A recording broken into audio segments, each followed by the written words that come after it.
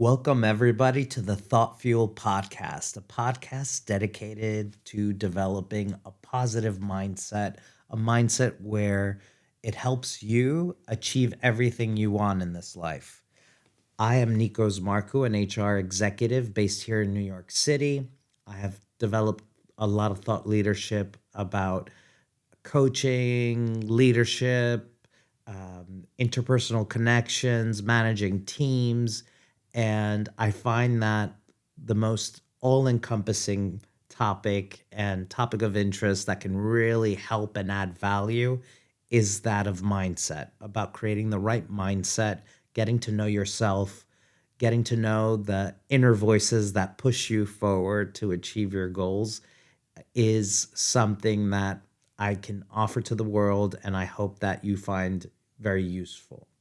The podcast was basically a creation because I was being asked by many people after my TED Talk went viral to provide more thought leadership, to share more ideas, to provide more updates. And I find that podcasting, is the Special Olympics for bald dudes. There's so many: Joe Rogan, Scott Galloway, Peter Attia, Tom Segura. That's the area we thrive in. So thank you for tuning in. I have a plethora of different co hosts that will be changing every week, and we'll be discussing a variety of different topics encompassing the theme of a positive mindset and how we can overcome some limiting beliefs that hold us back and don't allow us to move forward. So, thank you for joining. And we have a great podcast today. A good friend of mine is joining us, did an amazing job at sharing his insights and his journey of self discovery. And I know that you're going to find very, very interesting. So thank you. And without further ado, Bharat, welcome to the Thought Fuel podcast. Thank you, Nicos. Great to be here with you. It's been a few years since I've actually seen you even, so that's pretty exciting. And yeah, just a little bit about me. I work at WGSN as the, director of engineering, and that's my day job.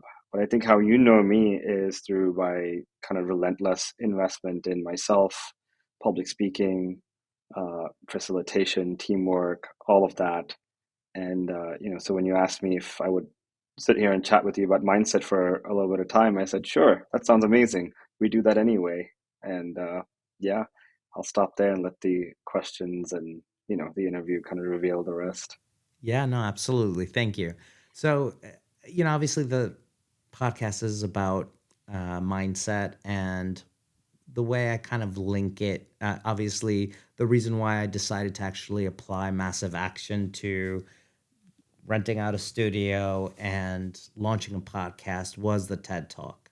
And one of the biggest questions that I get from people that I know in my inner circle and people that I interact with since the TED Talk went viral is, well, how did you do it? What can I do to get a TED Talk? Can I get my idea out there in the world? And the advice I give people is really, it's not just about that, because once you get to the stage where you put your idea out there in the world, you you start feeling more anxiety and facing the scrutiny of the world. So it's very important that you spend some time really thinking about who you are, and who's the version of you that you want to bring out to the world, right? And what kind of ideas you want to share with them. So I guess, Bharat, the reason why I asked you to be the first guest is you went through this amazing story of self discovery, and I know when we met you were living in New York, but I think in the last 5 years or so that I've known you, you've lived in 13 different states, multiple different countries. You've traveled to 20 different other countries. So why don't you tell us a little bit about your journey of self discovery? Mm. Well, I love how you touch upon self-discovery and travel together because I think it is related. It's absolutely has a thread that being alone with yourself for long periods of time kind of forces you to be introspective. And I find it meditative to be on an airplane sometimes, just alone, having nothing but the thoughts, just the night. So yeah, I would say travel has been a big component of my self-discovery. And it's been a big component of me trying to deconstruct who am I at my core and why does that matter? And how does that kind of relate to the world? So, perhaps I'd say that a little bit before we met, you met me at a period of time when I was really at the tail end of a huge public speaking training. And I spent a year working with Michael and Amy Port at Heroic Public Speaking. And it really sort of transformed my life. It really sort of brought the tools that I needed to speak, which I don't think I had before that. And how could I? We don't really learn this in school. We don't learn this in high school. We barely learn this in college unless we go and take it. And most of what we learn actually is a lot of shame. It feels very vulnerable to stand in front of people and talk. And then there's all these questions about, am I doing this right? How do I know? Is this the right thing to say? Is this real? Am I even being true to myself?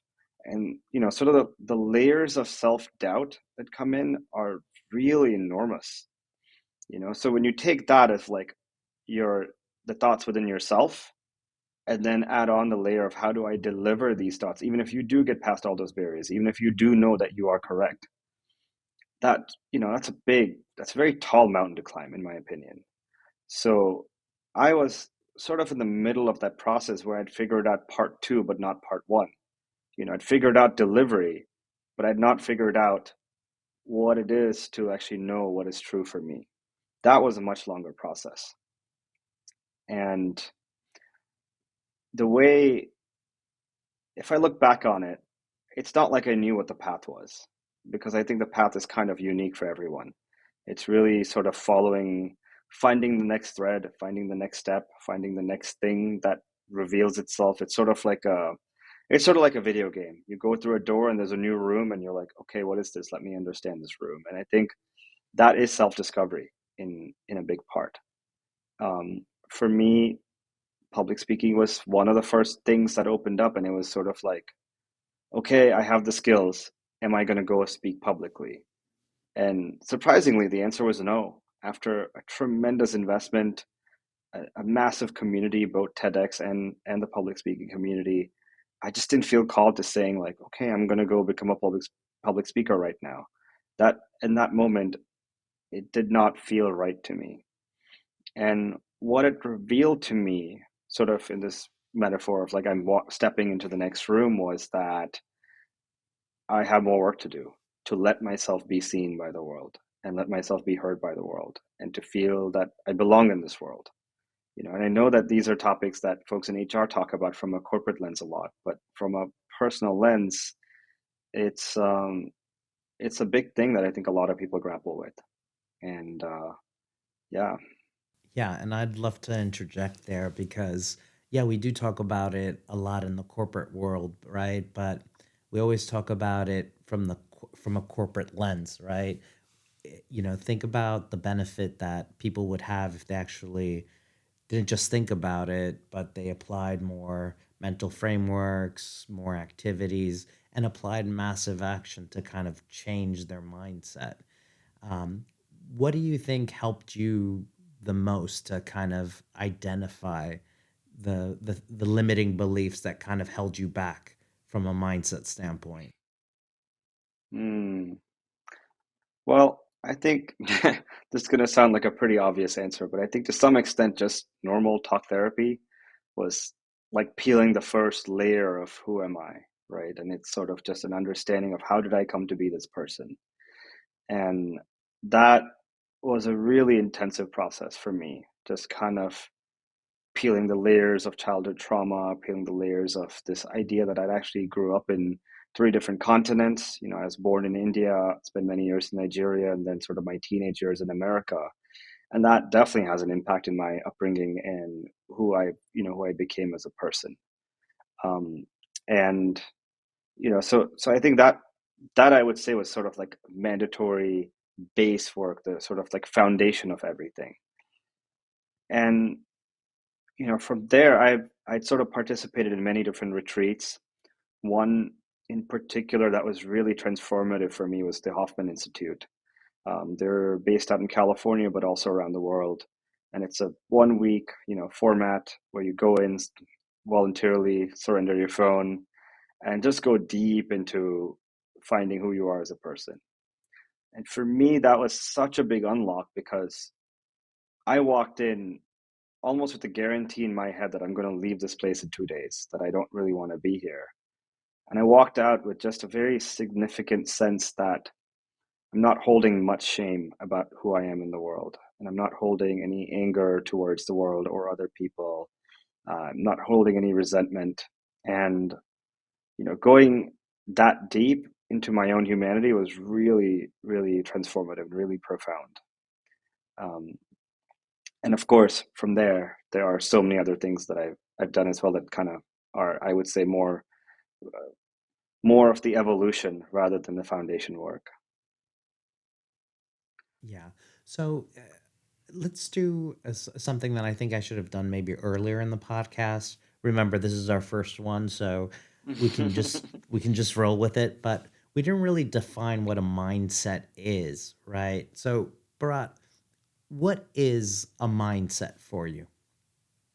How Hmm. would you describe I it? want to, yeah, maybe I want to answer that with an example that Yeah, a friend of perfect. mine gave me recently. And, he said to me, you can change your mindset anytime you want. And coming from a therapy lens, I was like, I don't know if that's true. Sometimes things are very deeply rooted and they're hard to get out of it.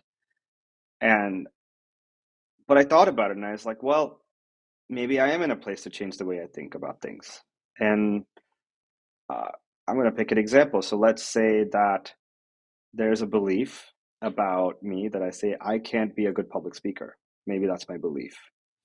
But it's just as easy, but not simple, or just as simple, but not easy to change my belief and say, I'm a fantastic public speaker, right? And it's not like changing that belief actually makes it true.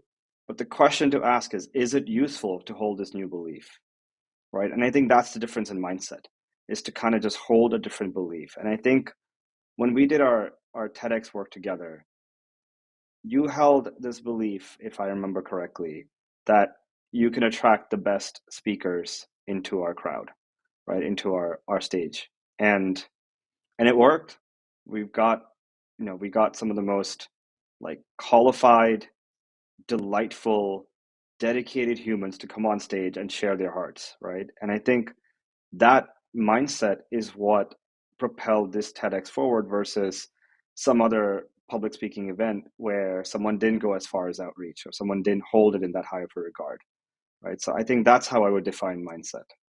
Yeah. So it's funny you say that because I remember like last week when I reached out to you about coming and joining my podcast. And really, guys, this was planned in a week. So maybe it comes off that we're unprepared. But yeah, like I said, you know what? Done is better than perfect. So Yep. uh, when we were doing our TED Talks and I was producing them, I feel like the ones that I produced were way better than the one that I actually did, and we were able to achieve that because we invited people from all over the U.S., people that were experts in their field, people that did amazing things. Right? We had Heather Penny, who was like the first female um, firefighter in the U.S. Navy. We had Teddy Quinvilon. We had Todd Churches from Columbia University. We had so many world renowned people on there, and I always thought, okay, I'm going to produce the best show. I'm going to produce the best event. And it happened. It was like a great event. And I still get compliments about it. And it happened 4 or 5 years ago. So It really does help if you hold this really strong belief about what you're doing. And if you look up what a mindset is, it's essentially like you look up in the dictionary, it's holding an established set of beliefs, views on the world around you. And if I was to give an example, it's like you're navigating a bus, you're driving a bus on on a road that's essentially your life, and on the bus, there's passengers that are saying to you, "Oh, you're doing a great job. You know, you're driving well." And then you have other passengers on the bus that are like, "Hey, slow down or go faster," just complaining.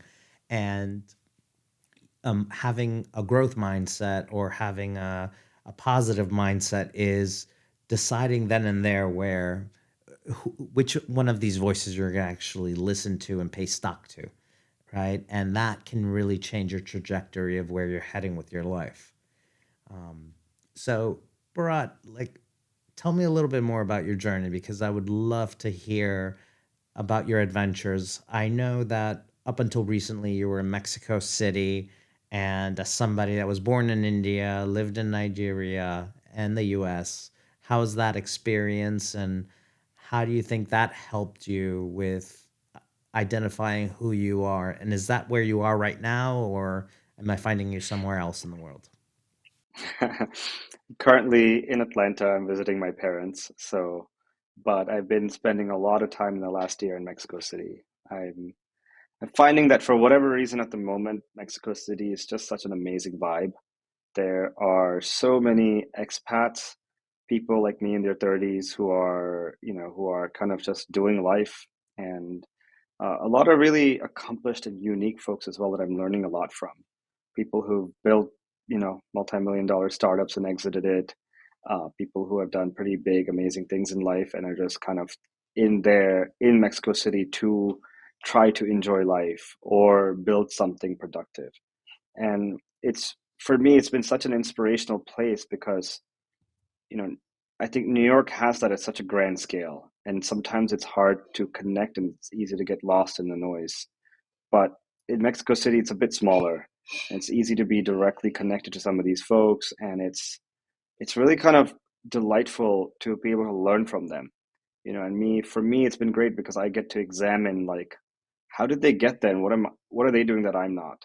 What are they holding mindset and belief wise that I am not? And that has been that's been really, really profound, to have close, you know, close knit access to such folks. And the other thing about Mexico City that's been really neat for me is that it's definitely a creator economy. As in, if you have a desire to see something in the world, there's the group of expats who actually want, and locals too, everyone who want to see it happen and will help you. So for me in particular, I have learned a lot because I've hosted meditation sessions in Mexico City. And it's to the point where at times I've not even had to organize it. It's kind of been said that, hey, what are you doing next Thursday evening? I said, nothing. Great. Will you teach us some more meditation? Let's do it. It's that simple. And that's been really fun, actually, to see how I could show up in these ways. Yeah. So with So, meditation, how has that helped you develop a better mindset? mm, meditation's really a profound, amazing tool because there's so many different types. And there's two types I lean on. There's mindfulness and there's transcendental. Those are the two types I work with. And with mindfulness, I find that in particular for self-growth, there's so much, like it's like a thorn that gets removed from your head very slowly over time. It's like you deconstruct what you're feeling, what you're thinking, how you think about things, just very, very slowly. And there's a beauty in that, right? I think we're so many times in life we're in a hurry to just like fix something, fix our life, fix our beliefs or whatever. But you can't do that without great awareness, not easily anyway. So I find that with meditation, it gives me time to slow down during the day. It helps me improve my focus for what's happening around me. And it helps me. it helps me kind of stay present with people also.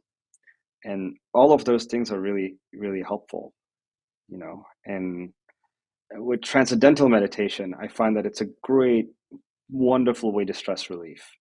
It is just like transcending into another like dimension almost in 20 minutes, and just being able to manage stress so deeply that I can show up for my life, after a session. And that I think is really important. So, for those of us who don't know what transcendental meditation is, what is it exactly? Because when you say that, I'm picturing you on the top of a rock, kind of like in a.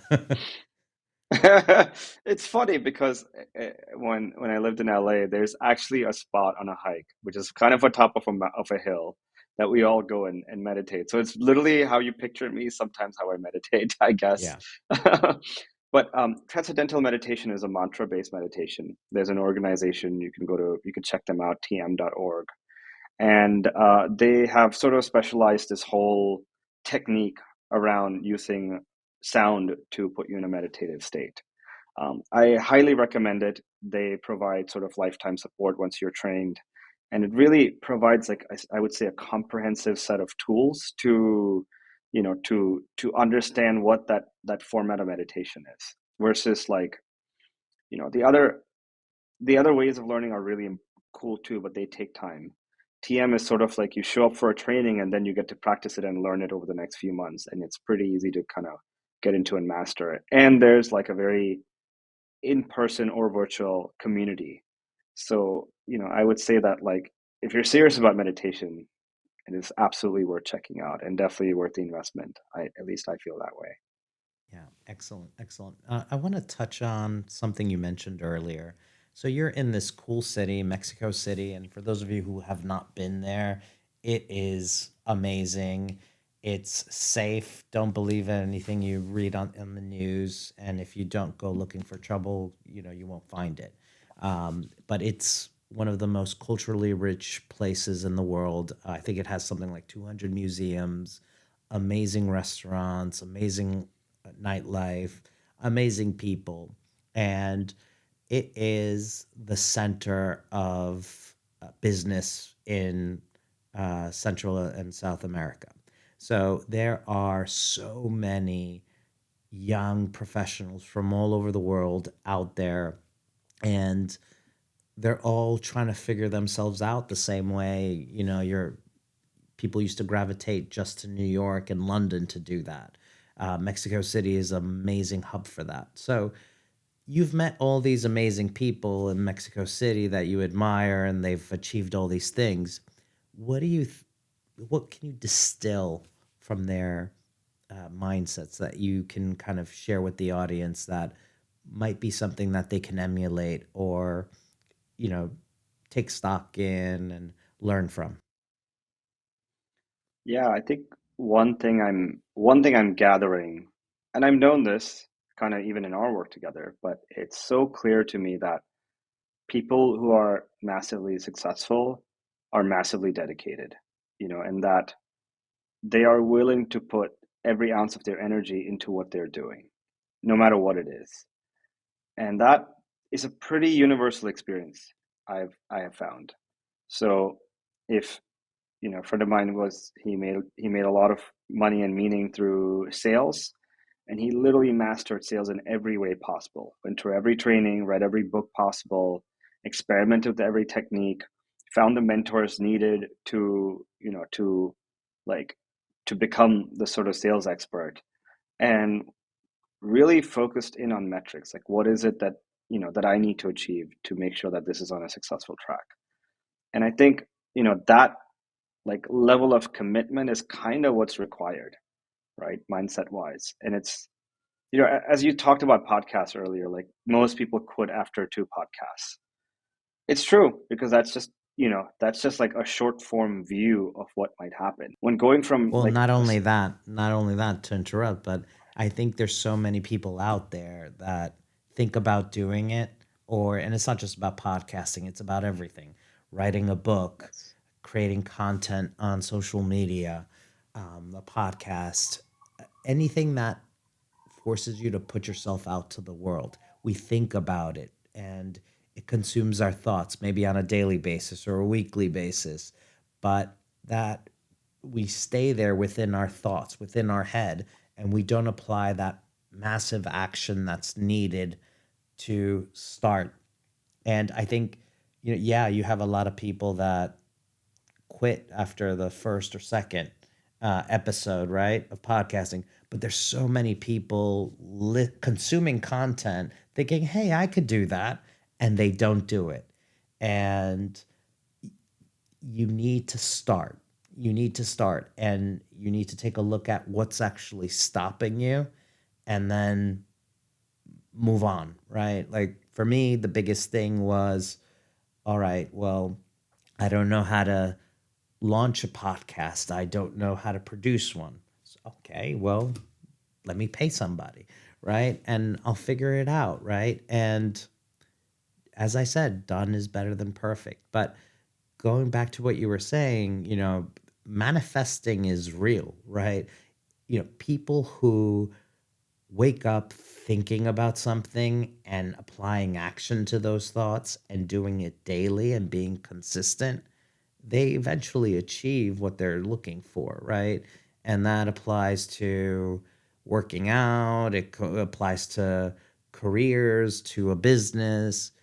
If you think about something daily and you apply action to it, massive action where you're so, I don't want to say obsessed because there's so many negative connotations with it, but passionate about it, you'll be successful. And because, when you have that level of passion, it's infectious. People admire it. People want to be around it. People want to follow you, right?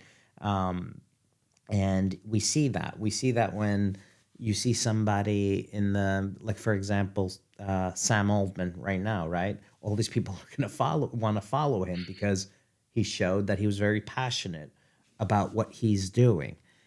It's infectious and it's admirable. So apply that thought to what you're passionate about.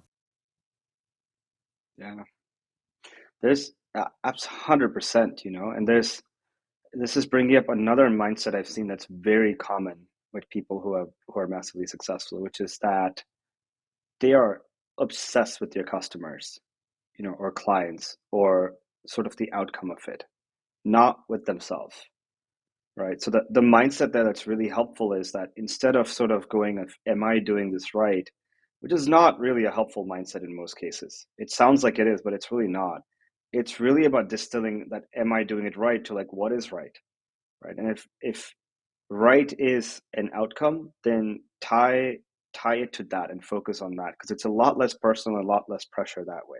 So, you know, for for example, like if I look at our TEDx, experience, so much of that was focused on how do we make sure that the speakers who are coming into our circle are treated in the best way possible, have the best support possible, have the right coaching, have the right access to social media intelligence, have the right sort of keyword research access, right? Every one of us brought something new and different to this crew. And that, I think, is what made such a big difference to, to the outcome of the event and the outcome that the speakers experience together, right? So that's another mindset I really, I think it's very helpful to depersonalize what doesn't need to be personal.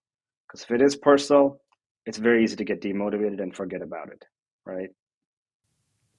Absolutely. Absolutely. So I guess you've done all this public speaking training, right?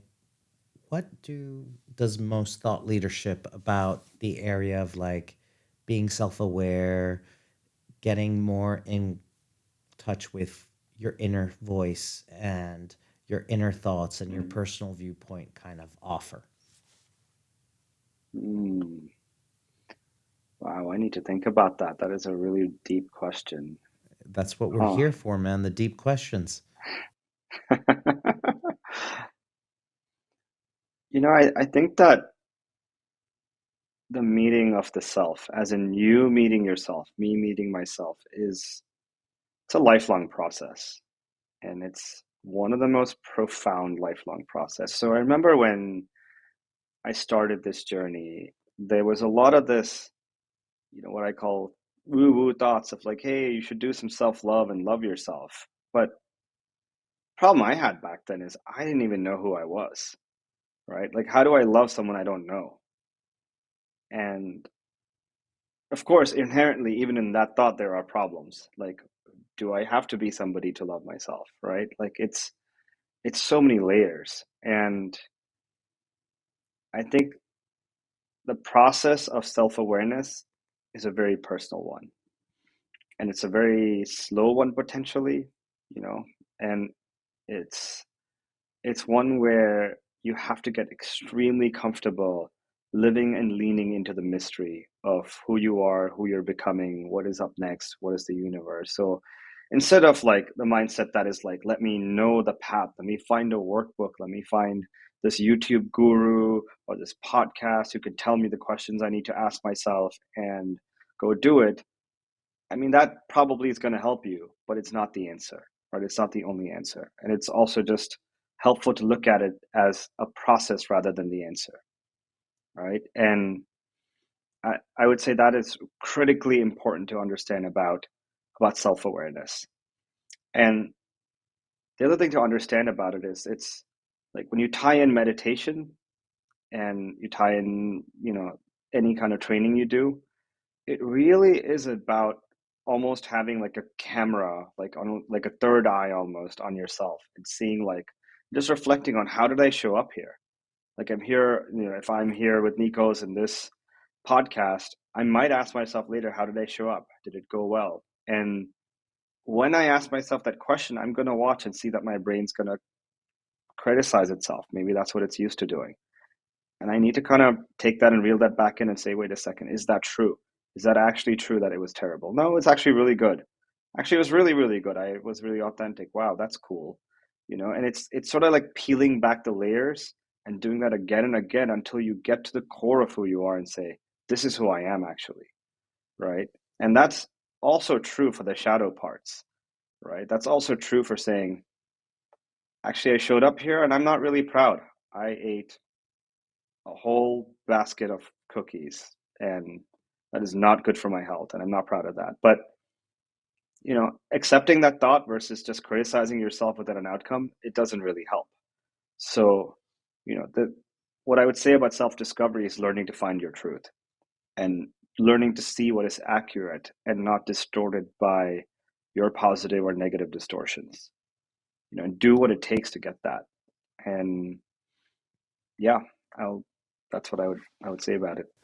Yeah. So for those that, that obviously we all carry trauma from childhood and past relationships, failed careers, failed uh, friendships, a lot of things that we carry through with during our lives.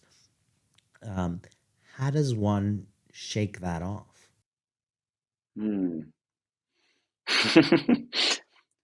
You don't, I would say, and that's not a negative thought. I think it's actually the opposite. I think you embrace it, right? That's the starting point. Is learning to. It's kind of like this. I'll take something simpler like public speaking. From the, I was terrified. In fact, I was absolutely horrified about speaking in front of people. Like I held an immense amount of shame about my voice, my presence, my face, all of that. And the only way I was able to dissolve it was actually to go into the spaces where I was speaking and going, this actually isn't that scary. Getting feedback, positive, negative, neutral, and saying, oh, actually, this is exactly how I show up, right? This is what works for me. And this is what doesn't work for me, for example. So it's, it's that process of deconstruction. It's a process of deeply understanding yourself, as I was saying earlier. And with trauma in particular, of course, I am not a psychologist, but I think it's helpful to seek the right kind of help. And for me, that was talk therapy, that was the Hoffman Institute. That's where I got to create a space for myself to go really, really deep and understand myself with the help of some qualified professionals who are, if you look at like the last like 60 years or 80 years, that's when we really understood human psychology, right? So before that, there's a lot of superstition and there's a lot of like anecdotal thought and there's a lot of like randomness. But if you look at it now, we actually have a really concrete understanding of how humans operate. We have a really clear understanding of like how profound the first 15 years of our life are and how they impact literally the rest of our life. So to me, like one of the highest leverage activities anyone can do as an adult in healing their trauma is to process their first 15 years, right? And for some people, that's a lot easier. And for some people, there's a lot to process. For some people, modalities like cognitive behavioral therapy is probably enough and that they just need to deal with the moment. And for others with deep trauma, there's somatic, there's psychotherapy, there's so many other modalities that might be really a lot more helpful. So, I think that with trauma, it's really not, the longer we push it away, the more present it is. And I think it was Carl Jung who said that whatever lives in the shadows is going to live in the shadow and it's going to be there with you until it comes into the light, right? Something to that effect. And Yeah, I it really sounds believe very that is profound. 100% true. Very profound. Yeah. And yeah, no, it makes sense. And that does impact you in so many ways. And it does force you to really sometimes criticize yourself, especially when you're trying to put yourself out there. You're criticizing the sound of your own voice or your appearance or your ideas. So, sometimes it's, you really need to look inward and way back in the past to understand why you're doing this. But what's a quick tip? Just something that somebody can do. Is it, hey, instead of you listening to this negative thought of you, of your own criticism, how can somebody just switch their mindset into Mm, that of encouragement, right? Is it mm, journaling? Is it practice, right? Is it, look, if you have an idea out there, share it with the world, right? Share it with one person. Then if they don't like, laugh at you, go to a second person, share it to a group, and just try and put yourself out there, because our biggest critics are ourselves. And most of the time when we think other people are judging and criticizing us, they may say a comment, they may think something in the moment. For the most part, people are busy with their own lives, their own journeys, right? Their own movie that they're starring in. They're not busy watching yours. So putting all this effort into and all this thought into what people are going to say about me if I put myself out there is just a lot of wasted energy. And I think the more you kind of ingrain that into your mind, the better it is for you to move forward. So, Bharat, tell me a little bit more about, you know, how this has helped you, like the public speaking, and the self discovery in your current relationships, your friendships, your role professionally.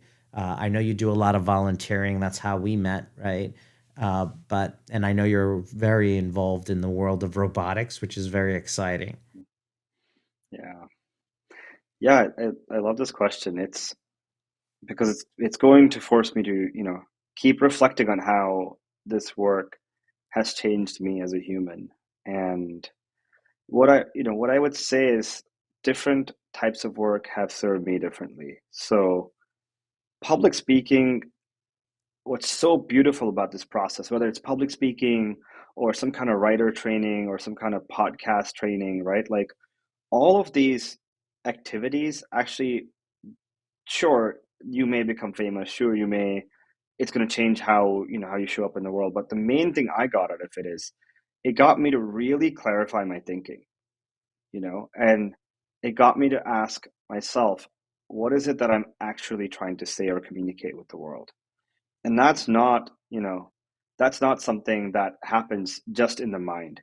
It happens by putting something down on paper, happens by putting something out in voice. And and it's very clear if you look at, like, let's say a book, for example. A book is so well researched. It is probably one of the highest leverage activities anyone can do. But I guarantee the person who wrote that book did not have that clarity when they started writing that book. So writing the book is the process of clarity, right? And public speaking is the process of clarity. And one of the ways this training has helped me is sometimes if I have to communicate something important, I literally sit and treat it as a full project, as if it's a new speech that I'm writing or a new essay. And I'll sit and I'll write it out and I'll ask myself the questions that need to be asked, and I'll, journal on it or research on it and get really clear on what is it that I need out of this, this situation, or what is it that I'm trying to communicate. And, one of the areas we flexed this was in the TEDx. It's really asking our speakers, who exactly is your audience, right? And the answer is not anybody who watches TEDx, right? So if you're the expert on, you know, on childhood trauma, people who have, who don't think they have any childhood trauma or are not interested in exploring it are probably not going to look at it, right? Kids 5 to 7 years old, definitely not going to look at it, right? So there are absolutely ways to dial into who your audience is. And I think that is one of the greatest gifts I got at a public speaking training, is to try to understand who am I actually speaking to today and what matters to them. What do I have in common with them?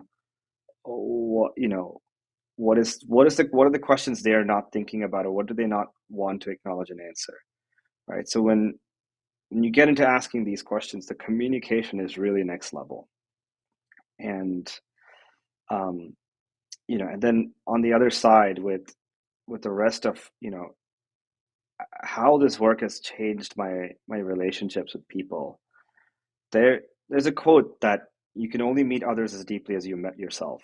And I remember reading this quote 10 years ago and it didn't really make sense. I was like, I don't really understand this. And if that quote doesn't make sense to you, that's okay. That's a great place to be, because then you know that there's more to meet yourself, right? And then what I know now is, by seeing all these versions of myself, I have a really deep attunement to people and what they're thinking, what they're feeling. I have a way of creating space for their thoughts. I have a way of, like, helping them understand themselves deeper, helping me understand them. And I'd say that, like, the bonds that I've been able to create with people because of this skill is really, really profound. Like deep friendships, deep work together, um, and really creation of a lot of meaning, as opposed to just living life and just, on autopilot. I think there's this sort of intentionality that comes in with all of this, and just kind of helping people feel seen and heard by me, and also making sure that I check in with myself and see, do I feel the same? Do I feel similarly that this person is, is somebody who is making me feel valued, heard, seen, and all those, all of that. Um, so at a high level, I would say that, that would be my answer to. Yeah. And I love that quote because, and this is the first time I heard that quote, but it really does say a lot. Like if you know yourself only superficially, then you're gonna, everyone you meet, you're really just gonna get to know them superficially, right? But if you actually applied all that deep understanding of who you are, you're able, and seen the joy out of it, you'll seek that joy in other people, right? So I think that's very fascinating. And it also allows you to be more empathetic, right? It puts you in this space where, all right, well, what's this person going through? How can I help? How can I make this person feel heard? Um, in modern day life, right, we're bombarded by all these stimuli, right? I think this is the first time in a while where I'm not looking at my phone. I don't have my phone in my pocket, right? And I'm thinking about, oh, who's messaging me, right? You are bombarded by all this information, and you're hardwired to be distracted. So getting to that self-awareness and knowing yourself and opening yourself up to getting to know the other person has become a skill. And I see it as a skill, not a skill that you can work on versus versus a ability, right? It's something that you can work on, you can constantly improve on.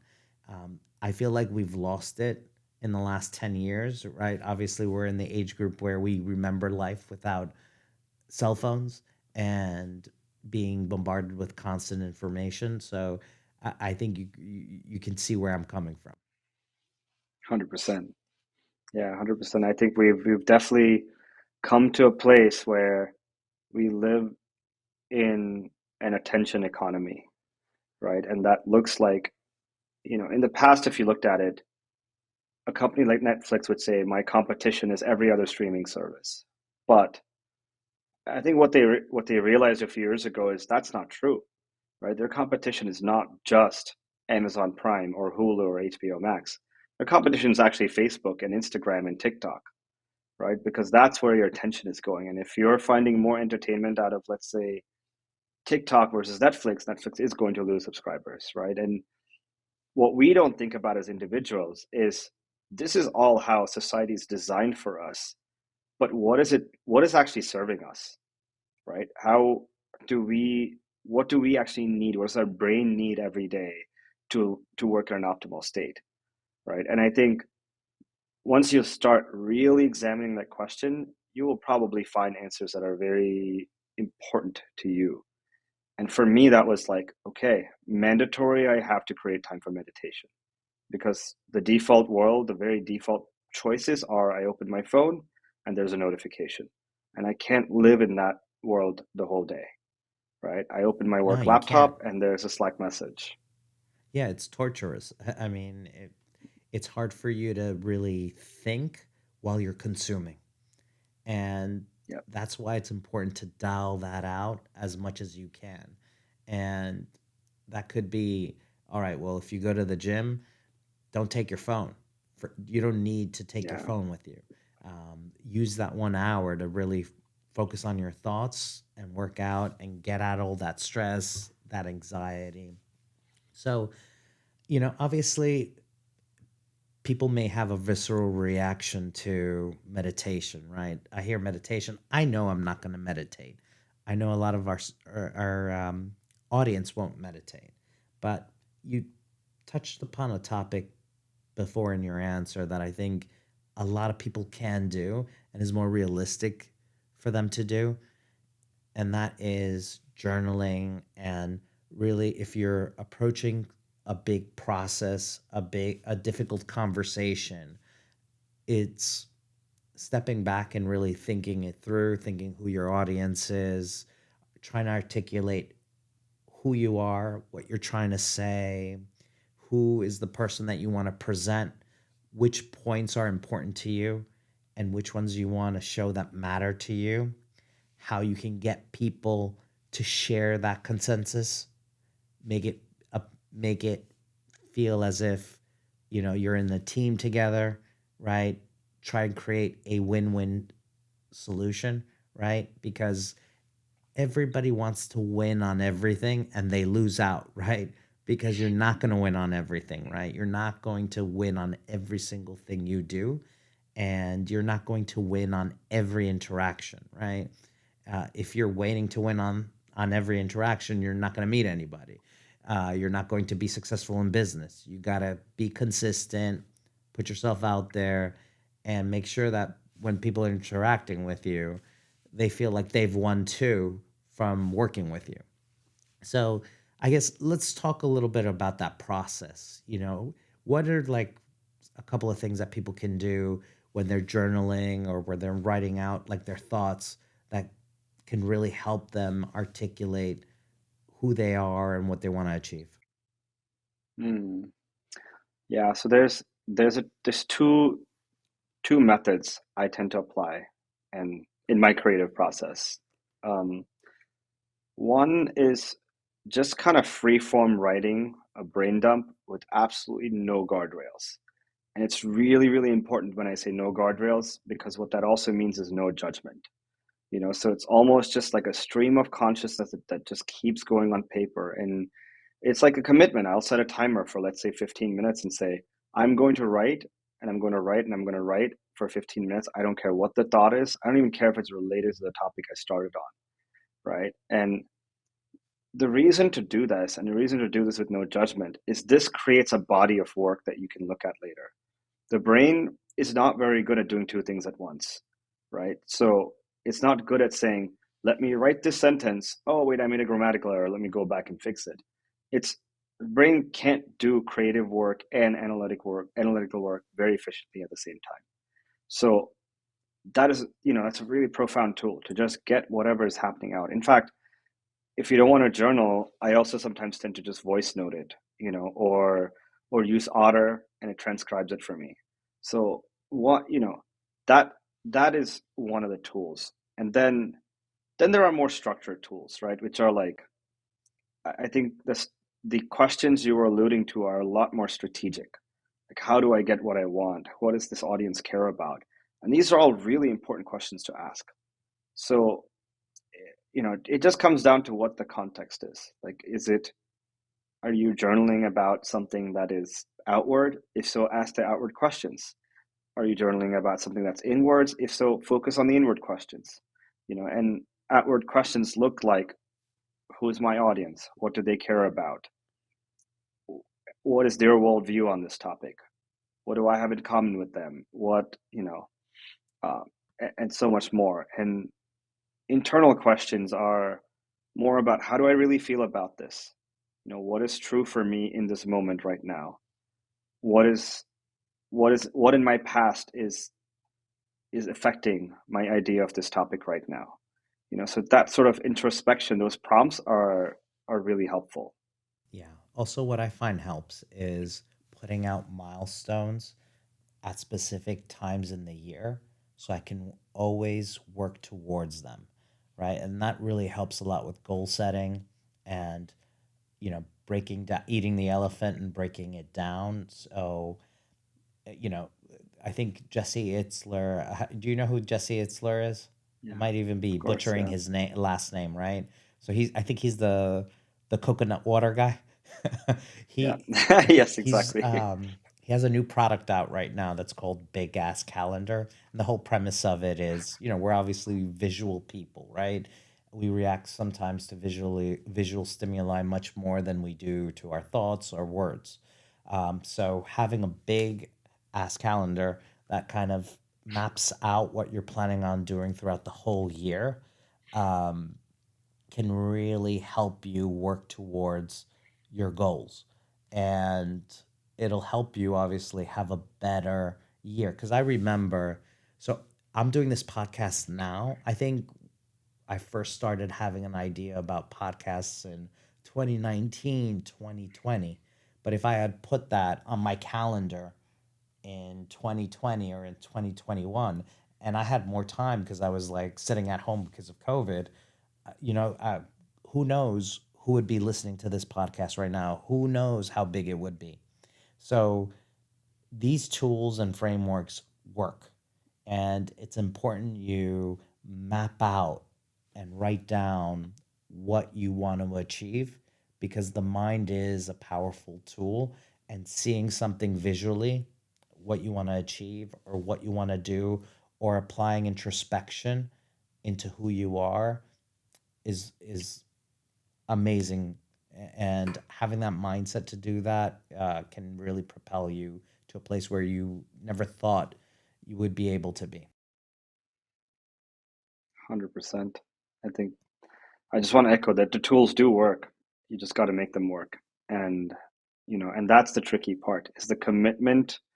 As I said earlier, what I learned from all these successful folks that I met in Mexico City is they just had full, relentless, massive, like, commitment, to the point where it's like, even if this thing fails, I'm still going to keep going until I can't anymore, until it's proven to me that this is a bad idea, right? So failure is, it's not only like, it's welcome, right, from a commitment sense. And I think that's the relationship with the tools are exactly that. It's about understanding, like, which are the appropriate tools for what I'm trying to do in life right now, and just fully committing to them, right? And if you're, as far as like some advice on finding tools, it helps to find people who are doing what you're doing and ask them what are they using, right? So for me in particular, in kind of knowing myself and how I work and the structure I need, I found like the 5 minute journal to be really great. It really helps you kind of put down what do I need, what are the top three things I need to do in this day, and just keep it at that. If I do these three things, that's it. I'm good. I've hit the main things in my life, and of course, I'm going to do a lot more. Of course, I'm going to do the mundane things like laundry and dishes and all that. But the question is, what are the top three things, right? Or top five things, or whatever it is that the bandwidth of your day allows. I think that's really, really important to understand. 100%. And you touched upon failure, right? Like this fear of failure. And a lot of successful people, they're not afraid of it. They embrace it. They have this growth mindset where they look as a challenge, as a learning opportunity. But why do you think people are so afraid of failing? Mm. It failure is scary, and it's scary because a lot of how we operate in humanity is by acceptance of people. Now, from what I read, it's this understanding that way back in the day, hundreds of years ago, we are a very tribal people. Seth Godin actually talks about this a lot. It's like we live in tribes. We need our people, and we need them to accept us. And back when we were physically spread out without digital connection, that was critically important because the doctor is part of your tribe, the shaman's part of your tribe, the warrior, the protector is part of your tribe, and you need these people to operate. Now we live in a very self-sustaining society. So those fears are actually like not as founded anymore. They are true to our body because our body hasn't caught up to what the reality of the current world is. But acceptance, if you don't find it in one place, you could probably find it somewhere else. In fact, we live in so many micro communities right now that, like, if you have a weird hobby or a weird way of thinking and you believe it's right, there's probably a community out there who focuses and specializes on it, right? So, like, the fear of failure right now, I think, is really a fear of like, where can I be accepted, and finding those places and finding your acceptance, if that's how you live life, and that's your choice, right? That's the beauty of, we get to choose how we live our lives. And uh, you know, yeah, I would say that that is the Yeah. basis of failure. Yeah, that's a very articulate response. I love it. So before I let you go, Bharat, can you give me like a book recommendation? I always try and like um, get book recommendations from people, and I know that we discussed a lot of topics, but anything that you could recommend to our listeners today?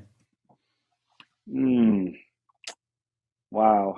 I, Nikos, you told me about this question that you may ask me this question, and I said I'll prepare and think about it, but I didn't because I'm literally reading five or six different books at the moment.